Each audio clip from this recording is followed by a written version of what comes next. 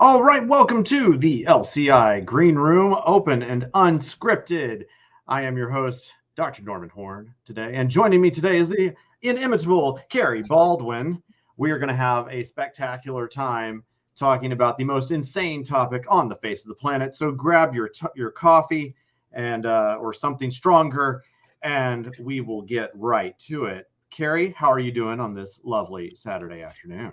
I'm doing pretty well. I do have to say I had to throw together some notes at the last second about some of the things that we were talking about today. I mean, I had no problem coming Carrie, up come with on. things This to is say, but unscripted. You're not, it's not. that's not the way it works. It's I have to have preparation my is notes. good. I This understand. is Yeah, not me scripted, too. but I have notes. Absolutely. Well, I appreciate you joining me. This is going to be, it's going to be fun. It's going to be weird. Yeah, It's going to be some weird. weird fun. Weird. But it is all election season now. And oh my gosh, I think I'm tired of it already. Mm-hmm. The last 2 weeks have been absolutely bonkers, and we've kind of delayed doing this in part for, well, multiple reasons. One of which is just it seemed like that every time we thought like, oh, it's time to do a live stream, that was strange. We delayed just enough for the next insane event to happen. Right. Yeah. So Yes. that seems to be where we're at. I want to start off though and note that as everybody here is aware, this is the LCI Green Room. This is our brand new show that we've been kind of developing to allow for some more unusual conversations that are more off the cuff and unplanned. This is a project of the Libertarian Christian Institute, and we are very grateful for our supporters who make this possible. And if you appreciate what we're doing, first of all, hit that like button, hit that subscribe button, let yourself know in the future when we have stuff that's coming up right up your alley and coming down to you. And then, of course, if you really appreciate what we were doing, we would appreciate your further support.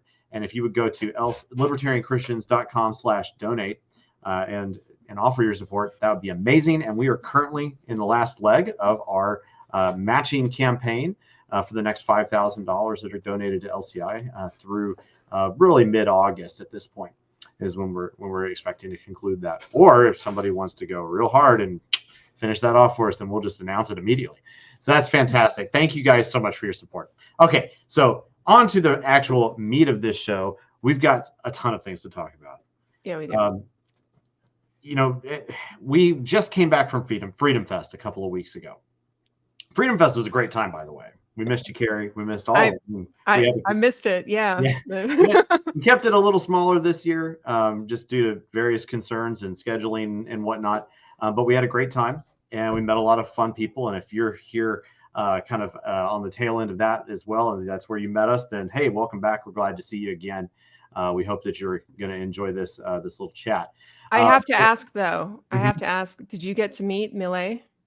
Oh, no. Actually, Malay was kind of a last-minute cancellation, in fact. So, yeah, it was kind of a bummer in that one. But we had a great time. It was there were a lot of interesting folks to talk to. It was pretty wild to see, all of the presidential campaigns were there, except, of course, the Biden-Harris campaign was conspicuously absent. I wonder why. Well, and it was interesting that as we were basically, kind of wrapping up the whole show, we were tearing down the booth. You get the notification. Trump has been shot. What? Okay. So that was that you could almost feel the energy in the room just kind of go like, what is happening? And wow. It was very strange, of course. But that's the first thing. So this is the first time in a while where we've had an actual assassination attempt on a candidate like this. Right. When you heard about it, what did you kind of think from the outset? What was your first reaction? Well, in one sense, I was shocked because I didn't think that something like that would happen. I know lots of people have been, talking things up and making threats and all of that stuff. But you see a lot of this stuff on social media that just turns out to be empty, idle sorts of commentary. And so in one sense, I was surprised that somebody actually took a shot at him. But my next question was, Like How? how did this happen? New Mexico doesn't tend to fall on the priority of presidential visits, but we have had some presidential visits, and I know what, at least on the surface level, what has gone into effect when a president or a presidential candidate comes into town, and security is tight. And so I was really shocked to hear that the attempt even happened. Yep. Well, and all of our listeners here, you can feel free to put your own reactions in the chat here and let people know what you were thinking and what you kind of remember where you were or something to that effect, as one says. But for us, being at Freedom Fest, it was weird to kind of just be hearing about it while we were at a freedom-oriented celebration, if you will. And so that was kind of, and there was Trump 2024 had a booth. And as did RFK, as did Chase Oliver, and a few other groups and whatnot, of course. So it was weird right off the bat, right? And then of course going into the airport that evening, it was all a buzz, and you could basically just kind of, if it wasn't sports on the television, it was commentary and coverage of the assassination attempt. Wow. And then of course the fallout from it. Come on. This is it just gets weirder and weirder. And I think, YouTube keeps wanting to feed me clips of this, of the Secret Service deposition, which is it's laughably bad. Yeah. What do you make of this? There's on the one roof hand, meme, is fantastic as well. Come on. it's so weird because, on the one hand, I think they are not this sloppy. Yeah. There's the possibility that they're just dense and sloppy, but I'm not sure how probable that possibility is. On the other hand, there's this question about whether or not it was a quote unquote inside job. And to be fair, inside job can have two meanings to it. Somebody on the inside wanted Trump to be a martyr, or somebody on the inside thought that killing him was a good idea. Yeah. Right. And so I'd say at this point, as far as fallout is concerned, it's really difficult to parse truth from fiction, which in some sense I'm sure is intentional on the part of those who control the narrative.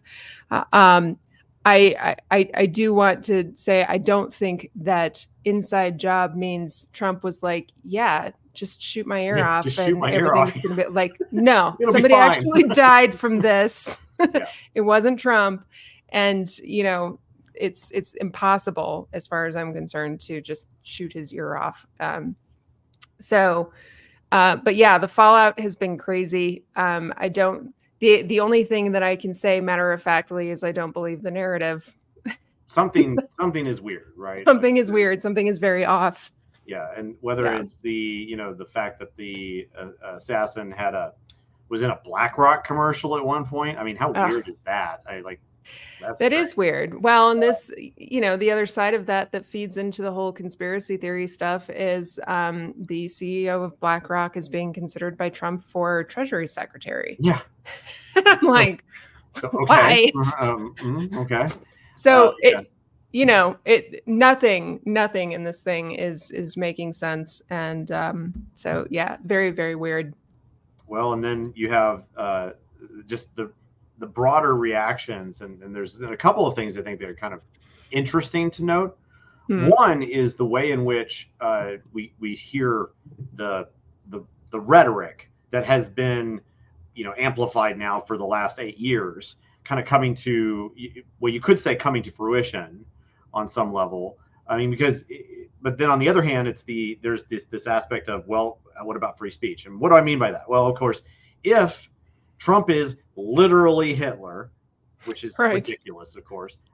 Is it not if you feel like that's an existential threat, are you that surprised? But on the other hand, then it's well, okay, we know campaign rhetoric is insane, political rhetoric is insane, and we certainly are not anti-free speech, and including speech that is like this, for that matter.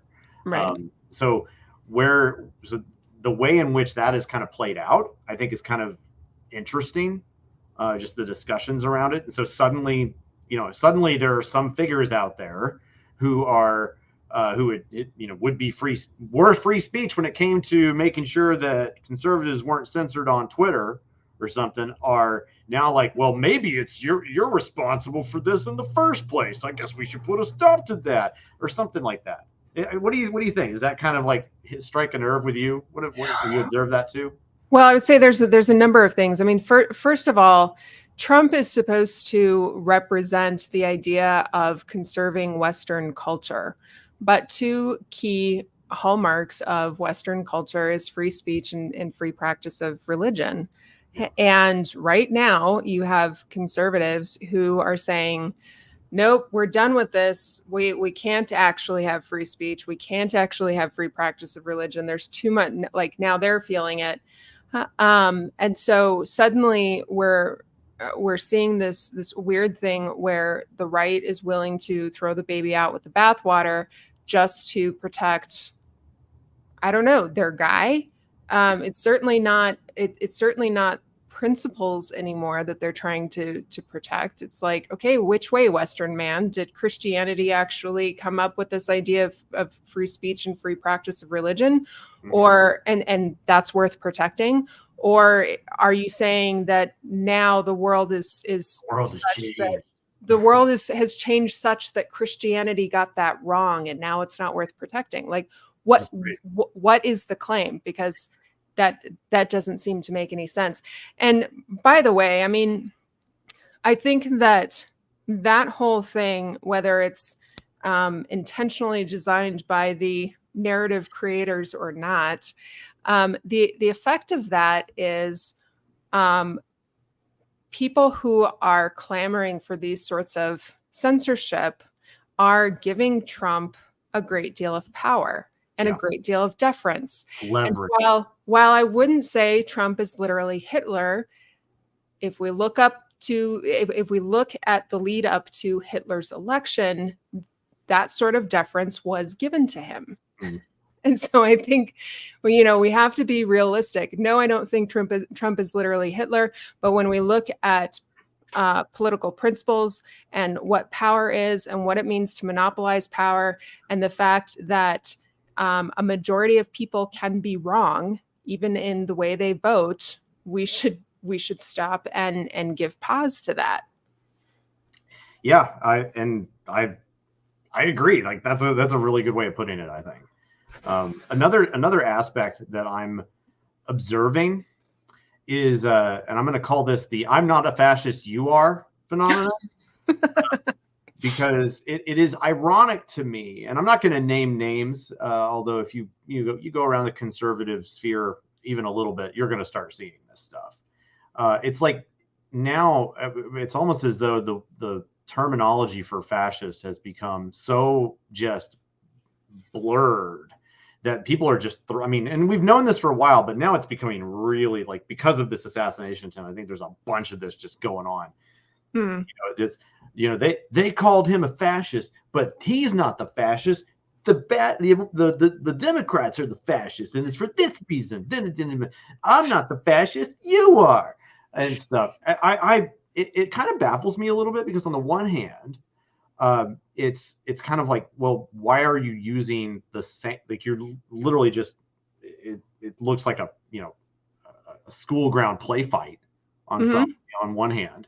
And then on the other, it's like, okay, so it's infantile, but then it's also completely divorced from a technical understanding, a nuanced understanding of, like, what fascism actually is. Right. And not recognizing that in some sense, when we go through an analysis of actual policy, then you start realizing, they're all kind of like that. Ooh, are we on a wrong path? Maybe we're on a wrong path. Maybe wait a second.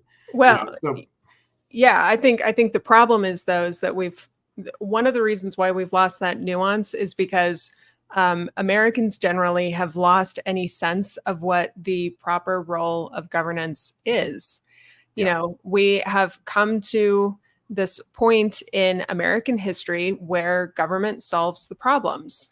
And that's not true. And so when you get to a point where you see nothing but problems and you are already sort of preconditioned to think that government solves those problems, then of course you're going to think, oh, well, then we just need more government, right? We need more government to regulate these businesses, or we need more government to redistribute the wealth, or we need more government to censor bad ideas from people, or we need more government to make sure that everybody has the correct religious beliefs.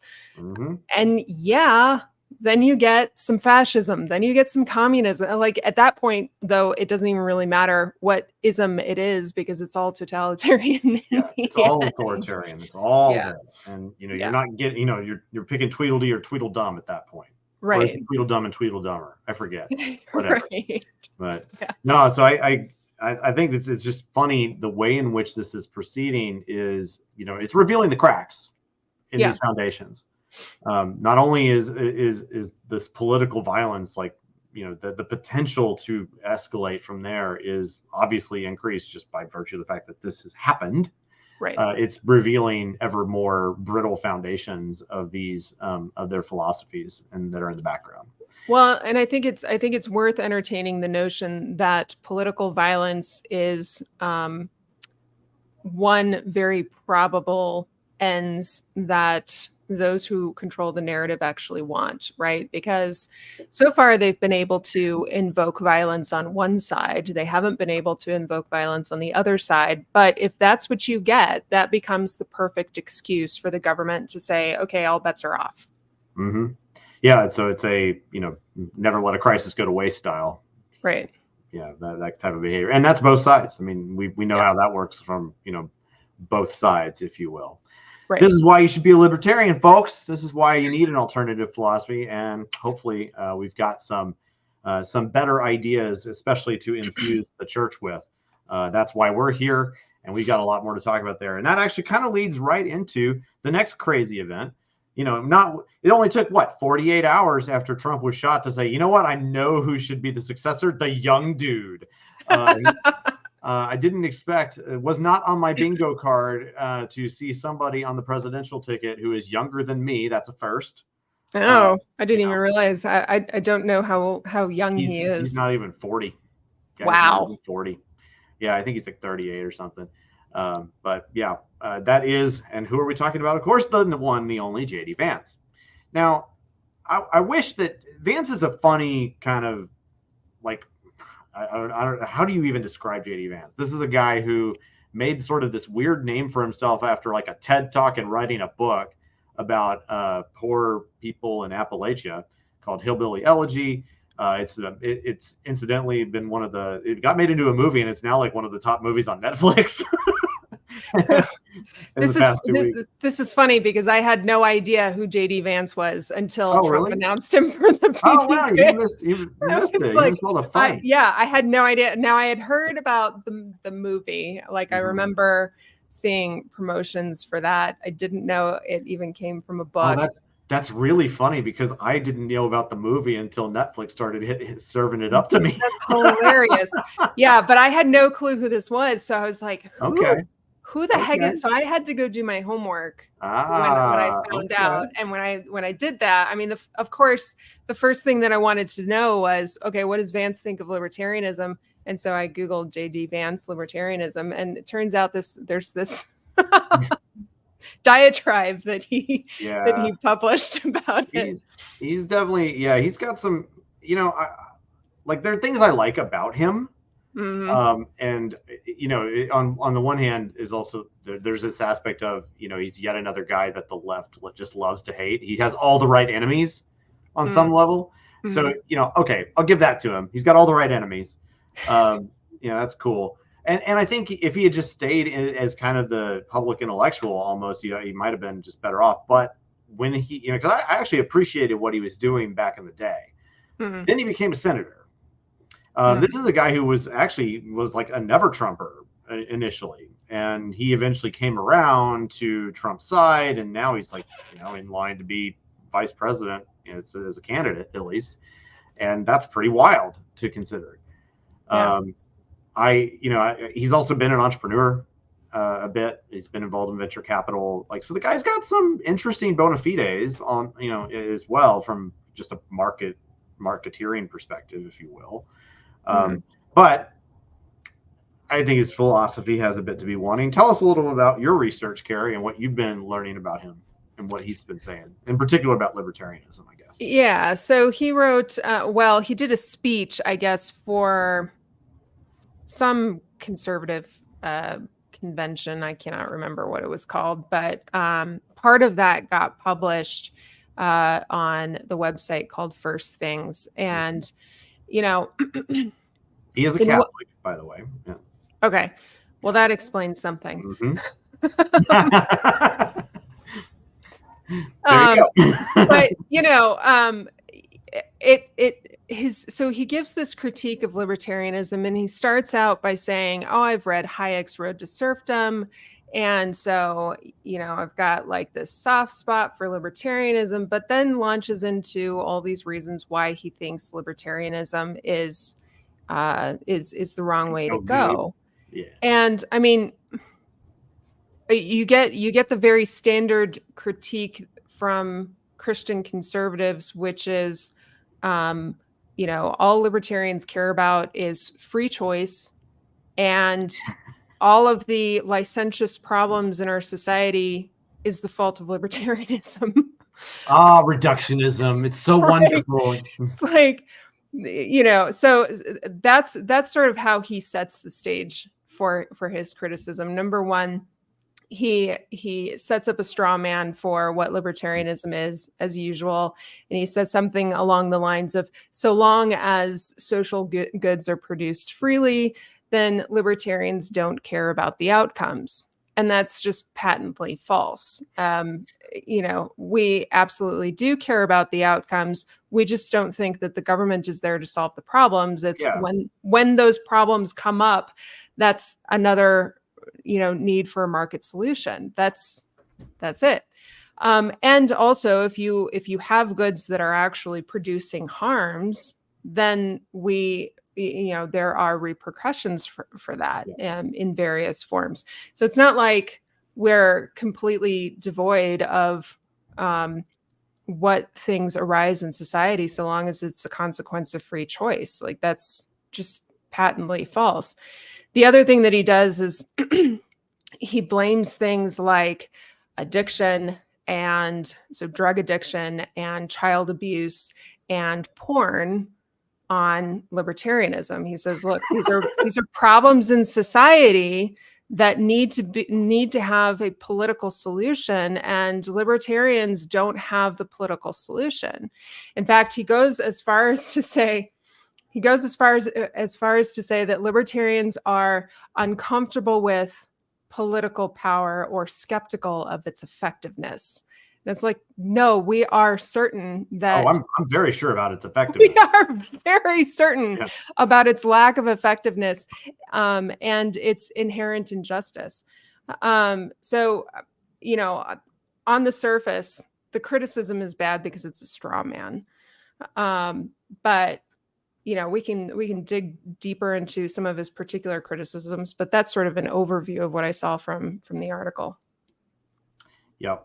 Well, and I think first, one message I always like to say when you see critiques such as this is just, guys, just remember, reductionism always works. Yeah. So I mean, don't straw man your arguments, people. It's not a good way to go.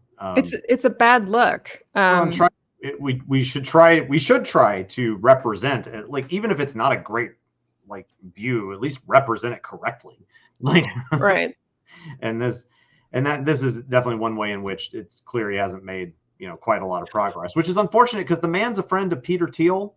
Thiel should have a fairly robust understanding of a bunch of these things. So I'm not sure what happened.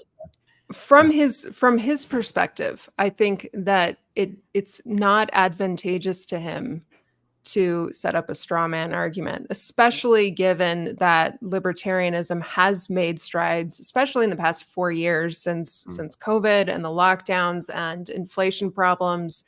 It doesn't serve him to straw man it. So, and it's certainly, it doesn't help in terms of, Americans coming to understand what the proper role of governance is. Mm-hmm. So, it certainly doesn't serve us, but it doesn't serve him very well either. Yeah, it just shows a little bit of lack of intellectual rigor, if anything. Yeah. Well, that's unfortunate to say the least. But it is funny though. I mean, we can go back and forth, and it's like he's got all the right enemies. He's got some bad views in libertarianism. He also makes like some people really mad with like some really fun, like views that are not that bad per se, but he makes people, and they completely discombobulate over this stuff. My favorite one is that apparently, like I saw this clip of a commentator trying to critique him for his opposition to so-called no fault divorce laws. Like there's some, and they're actually, and then like, okay, we could have a discussion about whether no fault divorce is a good idea or a bad idea. But then he's just like, this guy opposes no fault divorce laws. That means that if a wife is getting beaten by a husband, she's going to have to stay in that marriage. And you're just like, oh my gosh, like seriously, like, are you that like, a little ridiculous. Right? That's not how it works. It's frustrating. Like no fault divorce laws are a band-aid to a bigger problem, which is government just intervening in marriage itself. Like, okay, if you don't want no fault divorce laws, fine, get government out of marriage and make it voluntary and contractual, and we'll deal with it with third-party arbiters. Just yeah, you're correct, right? I mean, these are problematic. These are problematic, notions to begin with. And I think that's where he's kind of like is Vance one of those guys that promotes the idea that women's suffrage or universal suffrage is a problem? I've heard some people who are cultural conservatives arguing this. I don't know if I don't believe so, but I don't know that with 100% certainty. Got it. I mean, people coming down trying to invade my space. Oh boy. Well, at any rate, I think Vance is an interesting pick. Just so from a purely political standpoint, this was also somewhat surprising to me. It may not have surprised some people, but I was not expecting this young of a pick. What do you think that kind of tells you about the Trump campaign's approach to this campaign going forward? If anything. Well, yeah. Well, if his age is any indication, they're definitely trying to get away from boomers being in charge. At least the perception of that, we'll say. Certainly the people that that Trump is talking about choosing for his cabinet are still much older than Vance. Mm-hmm. But I think it's trying to send a message that, at the very least, the Trump campaign understands that Americans are looking for lack of a better term, fresh blood in the White House. Yeah. We've had the same people in control in one form or another since President Clinton. And Americans. Well, I mean, you could even say it goes back to 1980. I mean, well, yeah, that's true. This is if you go for kind of the nexus of power here, this is like what, the first election since 1980 that hasn't had a Bush, Clinton, Obama, or Biden basically on a ticket. Like, right? Yeah, no, that's true. That's true, and I think I think also that's probably why. I mean, I know that the Democrats were trying to figure out who to put up in place of Biden, and there was some conversation about Hillary again, and I was like, "Oh, Lordy mercy, idiots to do that!" But yeah, well, that segues perfectly into our next topic of conversation, which if you didn't think that getting shot was enough, and then 48 hours later announcing a VP pick. Let's just keep shaking things up for everybody. I had to wonder what was going on and whether my simulation software was malfunctioning. But then we had the sitting president saying on Twitter that he was going to drop out of the next of his re-election campaign on Twitter and not have a press conference that day. Not only was it not a press conference, not only was there no press conference, but there was that letter didn't show up on the White House press releases. What a mess. There was no letterhead. It was just his name. Like so many, and there were so many like people trying to rationalize why all of that's okay. And I think I'm gonna go Hanlon's razor here, and this is total incompetence. Have you seen the picture of like his press room or his press corps or like his staff? And they all look like they're like 22 years old, and it's ridiculous. It's like that is totally possible. I mean, it could be the consequence of a bunch of DEI hires, but I don't know. I'll just speculate to say just flat out incompetence. Like it's not as if the Biden White House has been known for good communication style. I mean, that's fine. But on the flip side, the White House website does have a steady stream of press releases that go out, and even press releases related to Biden's campaign. Mm-hmm. So while I can accept the probability that this was just utter incompetence, they've managed to get press releases properly posted before, so. That is true. Yeah. You would think they would have done a better job here. I mean, but I think it definitely, suggests that there could be some funny business too. I mean, certainly this is not the instance of a purely, and this is even the way they're trying to spin it now. I've literally seen it said like, oh, Biden did the most selfless act of a president ever, or something to that effect. And it's like, are you kidding me? The spin is nuts. Oh my God. The spin is absolute nuts. I mean, everything from, the mainstream media finally waking up to the reality that he's senile after that first debate, just out of the blue. Wow, we had what's wrong with him? You were totally blindsided. That was weird. That's a lie. It's a total lie. A total lie. This letter going out, what was it? Not even 3 days. I cannot remember the number of days span, but after that debate, the media was calling for Biden to step down. Biden publicly said, no chance in hell I'm stepping down. I'm in this to win this. And then just a few days later, nope, sorry. Not only was it Joe Biden's out of the race, but you don't see him for several days. There's no press conference. There's no visibility on him, even for him to say, look, my health is waning or whatever. And it was so awkward, even in the lead up to it, from this perspective of like, well, okay, it's okay that he's not doing great because his staff is running the show and they're doing fantastic. Right. Oh, that really inspires confidence. Yeah. Okay.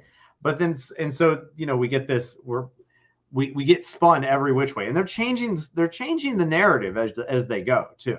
And that's something like I think people should be on the lookout for. Is like, look, if you're going to pay attention, then pay nuanced attention to their nuance, because you'll begin to see the way in which they're trying to lead you in a particular narrative. And this is why we talk about political narratives frequently, right?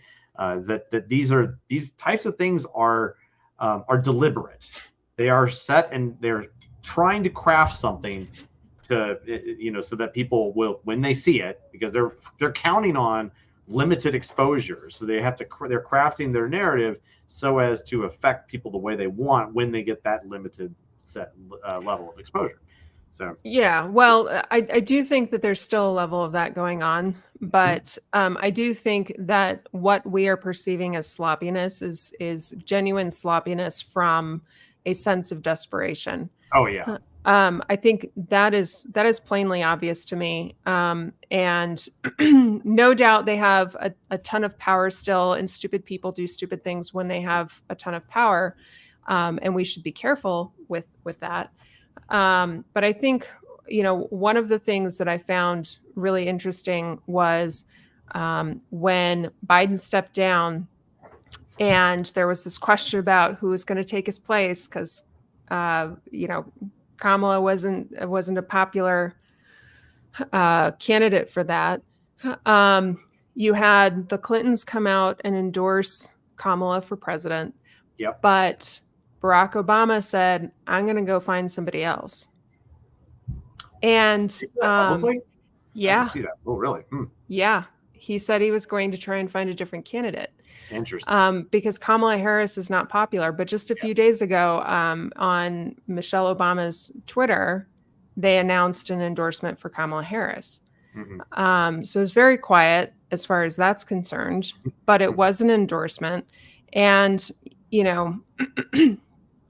I think it's there is reason to believe that what the powers that be will say with the Biden administration is actually falling apart, and they are getting desperate, and that desperation is coming off as sloppiness. But all that to say is we don't want to sit here and say, well, they're getting desperate and sloppy, so we don't need to be quite as vigilant. I think they're going to try shady things, and they're going to keep amping it up. I mean, the worst thing to do with a cornered cat is to keep attacking it, right? And the more desperate somebody gets, the more extreme their behavior gets. And so, the next few months are going to be really, really interesting. I have two observations on that kind of dovetail onto what you're saying. One is first off, I've watched enough of YouTube that I kind of get a sense of, like, from ads and whatnot, even what these political candidates are wanting to do. I'm beginning to suspect that they're making AI-based ads out of Kamala's appearance. Because I can't understand how they're able to produce so much so quickly. It doesn't make any sense. And there's just I think that they're beginning to lever that. The fundraising appeals are really hilarious. Yeah. Yeah. I'm actually surprised that they didn't leverage it more sooner. It's possible. Yeah. Maybe Biden didn't want it or something. I don't know. But the other bit there is that, similar to what you're describing is like Kamala is not popular. And we know this, like the overall approval ratings and all that are showing, it's all bad for, and has been for a while. Right. She's less popular than Biden. But suddenly we're hearing all of this news, and they're trying to amplify these news about just how amazing her first week has been as a candidate. That she had, saw a clip. It's like she had the best first day ever for a presidential candidate in history. And then she came back and had the best second day ever as a presidential candidate in history. This is what we say to kindergartners when we want them to get used to school. That's you really had good. A great first day. That's so fantastic. Well, and it's apparently, I think they're just basing that on fundraising numbers, but it's like, how much, like, do you even believe it, first of all? And then the second bit is are these aspects of, like, have you heard about the Zoom calls? There are apparently these Zoom calls that they've been fundraising Zoom calls with Kamala that have been happening, where they had like 140,000 people on the Zoom call, and it's a world record. And no, but I haven't heard about that. But one of the things that I did hear about was a lawsuit from the Trump campaign concerning Harris's campaign, and the fact that the Harris campaign was trying to funnel donation money from Biden's campaign straight into Harris's campaign, which is a violation apparently of FEC rules. And so there's it was a foregone conclusion, I think, that they were going to try that. Yeah, I think that the presumptive belief, I think, is that, well, if you have a replacement of the vice presidential candidate as the presidential candidate, well, then presumably that the campaign coffers don't need to change. They're the same. It's the same ticket kind of thing. Right. The question is whether that would hold up in FEC land. Who knows? Who knows? I'm not surprised that there would be there would be a lawsuit to that effect. Right. I think what also is interesting is just how tenuous some of the ballot access will be for them. For those who are potentially unaware, and I can't speak to this in grand detail, but there are at least 4 or 5 states where they are basically beyond the filing deadlines for a Democratic candidate to be on the ballot in November. In order to execute a change. So the question on some, like from the outset of the moment Biden dropped out, was, well, how are the Dems going to be able to handle this without putting Kamala in, because they'll just auto lose in 5 states if it doesn't hold up. Which is why I was predicting from day one of Biden dropout, I was like, there's no way Kamala is not going to be the nominee. Right. They're gonna do that. Of course, then there's also this aspect of, and this has been cropping up about like, oh well, since you didn't have the Democratic election for your candidate, even right, the primary, at the primary level, and so on, and so anyway, so I've tossed out a lot of things there. What do you think?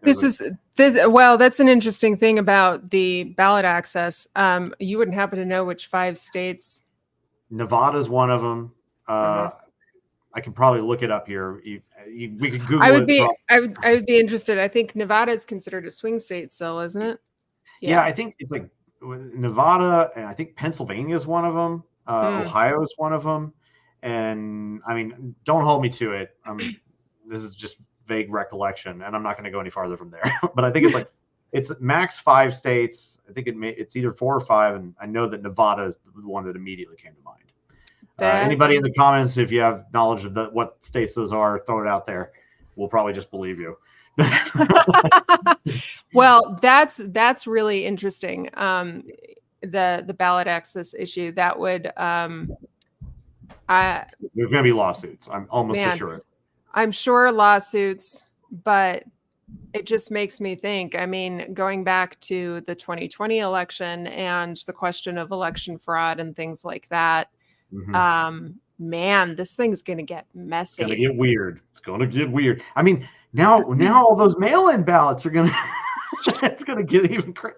All the mail-in ballots they prepared are gonna have to get completely burned up and redone. Oh no. This is funny. This actually makes me think. This makes me wonder just how. I mean, because I know that ballot access was an issue of concern for RFK's campaign. Yeah. And now I'm like, will this dropout by Biden start to even the playing field between Biden and RFK? Kamala and RFK mean, or whatever, same thing. Different puppet, same puppet master. At any rate, that's one thing that like immediately came to mind was what that's going to look like. Yeah, very interesting. So does this criticism of the Democratic Party process of their selection of the presidential candidate does that resonate to you at all? Because it kind of feels weird to me. It's kind of like I kind of want to hoist them on their own petard here a little bit, but on the other hand, they've been doing this for a while. Yeah, like they obviously had it out for their own their own people, like Bernie Sanders in 2016, right? And they obviously did the same thing to him in 2020, basically. And I mean, so the super delegate thing that they have going for them is like the most anti-democratic part about them, and so I just don't know if they does anybody care? This is the interesting thing. Every single time I hear the Democrats talk about democracy and saving democracy and blah, blah, blah, I'm always reminded about Rose Wilder Lane's, I think it's Give Me Liberty, where she explains as a former American Communist Party member that it was the communists that thought that democracy was their ticket to communism. And so it doesn't surprise me that the Democrats, I mean, Kamala Harris's positions, if you listen to her, are all straight up communist. But it was also the communists that believed that once you got the right people in power to take down the bourgeoisie, right, that then you wouldn't have a need for government anymore. So maybe these communist Democrats think that they're coming to the end of that, and so they don't need democracy so much anymore, and so they're playing with it. But yeah, it's every time I hear about that, I think about Rose Wilder Lane and how the communists thought that democracy was their ticket to communism, and it's like, well, yeah, in one sense it is, but in another sense, communists are going to take your voice from you. That's the entire point of communism. Oh, the irony of the libertarianism as utopianism criticism. Right. when it's the democracy leading to communism leading to utopia, which is the what they tend to promote. It's crazy. Yeah, well, and it is crazy, and toward that end, or to dovetail that, it's like libertarians get accused a lot of being utopian, and I think we're probably the only ones who are matter-of-factly and very consciously not utopian. So well, it's really you keep up that criticism while you tell me all the good things the government has been doing. Right, you keep that up. Well, and I mean, don't forget the Republicans do the same thing. Oh, yeah. They're peddling it with the whole Christian nationalism, make America great again. Yeah, that's exactly what I was thinking. It's all, we're going to restore conservative values. I mean, to go back to JD Vance for a minute and why they chose him, because there's a utopian pipe dream at the end of that. So, it just happens to be one that is palatable to the right. So. Yeah, and flipping back to a little bit to Vance again, one of the aspects that I think Stephanie Slade has been writing a lot about NatCon, national conservatism, and the Vance pick and whatnot, and noting just how this kind of cements the new populism of the Republican Party.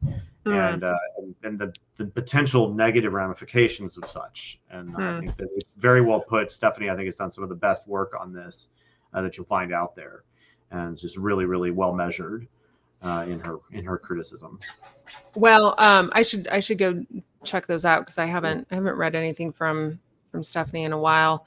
I do think that there are some things that if Trump and Vance actually do get elected, I think that there are some things that we need to pay attention to, especially considering their rhetoric and the fact that they are not actually in favor of free market economics.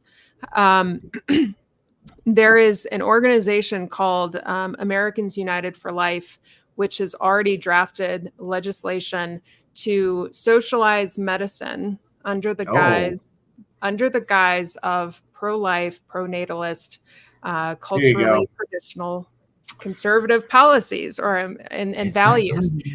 And one thing that did come out in this First Things article was Vance's very pro-natalist. I want to be specific about that. It's not merely traditional values, but it's pro-natalist, sort of women need to get back in the home and making babies again, sort of rhetoric.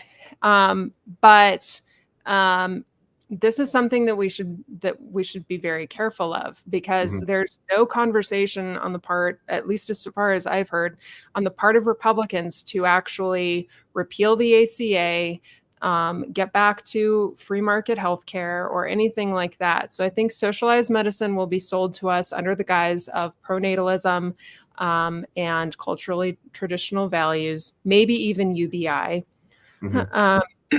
The other thing is there's an immigration bill that is waiting in Congress that will require every single American to register with E-Verify. So I think the surveillance state will grow exponentially using E-Verify under the guise of deporting illegal immigrants. And then the other thing that I think we should pay attention to is actual isolationism, economic isolationism under the guise of sticking it to China. Yep. So, it's very easy to think Trump is better than Biden. And certainly his rhetoric and his promises right now during his campaign are,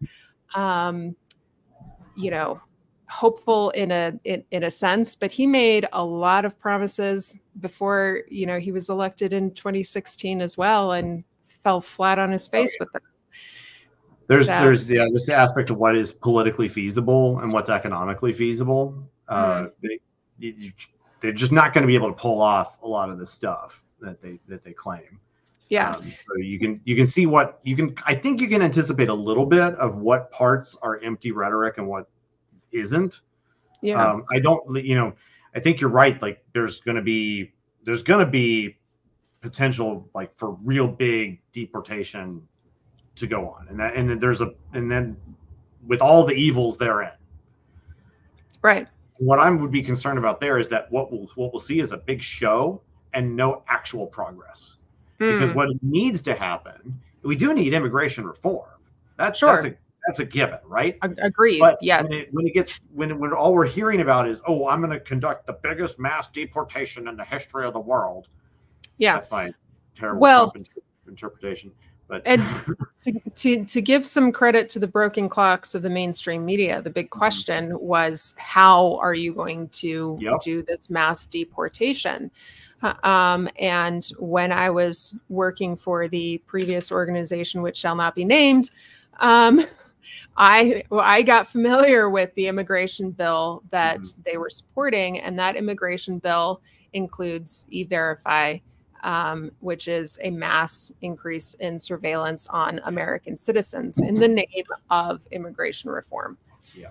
So massive potential problems there. Yes. No doubt about it.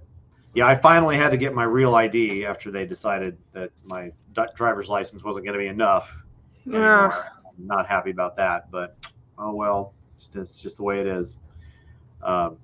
Well, Carrie, we're approaching the end of our time here, but I figure we should kind of leave with sort of final thoughts and anything else that you want to close with, or just random musings or things you've observed in this mass insanity that we call the political sphere of the United States of America.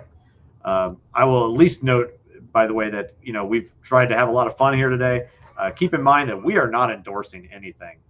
We say screw them all, and so so down with everyone. Yeah, I think I made this decision. I guess it's been about a week ago. Way back in 2008, when there was the digital switch, I chose not to make that digital switch and never upgraded my TV. So I actually haven't owned a functional TV since 2008. Nice. And I've always had zero regrets about that. But I decided recently that I needed to update my strategy on that. And so especially my Twitter feed, I went through and muted a ton of keywords in order to sort of filter through a lot of the garbage that is coming in. And I'm saying this because it's very easy to get caught up in this narrative. And while we're watching mainstream media tank and Twitter take off as sort of the main source of news, that also becomes the main source of the narrative, and we're getting sucked back into it. And I think one advantage that early libertarians, or I should say Ron Paul libertarians, had way back in 2008 was that we stopped believing the mainstream media then. We stopped believing the narrative then. And I think libertarians need to sort of check themselves on believing the narrative just because it's coming on Twitter. That's a wise word. I hadn't thought about that. That's a really good one. Take a step back. So I'm all in support of such things. And all right, well, yeah, I think if anything, what I've learned is that we can now be absolutely dead sure that we are not living in a simulation, because nobody can plan for this stuff. This is definitely not programmable at all. So, but also, I think it's great. We've had, at our church, for instance, our minister, in sermons frequently notes that, no matter where you're coming down on some of these things, that we do have a great hope ahead of us. That the Lord is still in control, and there's that can be said tritely, but what it really means for us at a down to earth personal level here is that our lives are in the hands of God. We don't have to worry about that stuff. Yes. And so we can instead point our finger at the man and say, you are in violation of the law of God. And so that's what we're here to do. So we are thankful that the Lord gives us those opportunities. Thank you for the over 100 people who've been hanging out with us today. Really appreciate that, and I hope that you've enjoyed this. Let us know with your emails and with your Twitter messages and via our contact form what you're enjoying and what you're not, what we can do more of for you, and how we can better support you. And as we approach this crazy season, we hope that you find what we are producing useful to you. And we pray that also that you will continue to support us. Let us do this. We have all sorts of things, in the works for the coming year. And so once again, let me just ask, hey, if you are willing to donate and make sure that this keeps happening, we would very much appreciate it. Reach out to us. Let us know. We're like super available. We will almost always respond to email within a week. But we love you guys. We're so thankful that you support us. And everybody, we will see you next time. It's been fun. This is the Green Room. Come and see us sometime. And for those of us who are, continuing to watch this insanity around us, just know that we have a good God that is in charge. So thank the Lord for that. And we'll see you next time. Bye.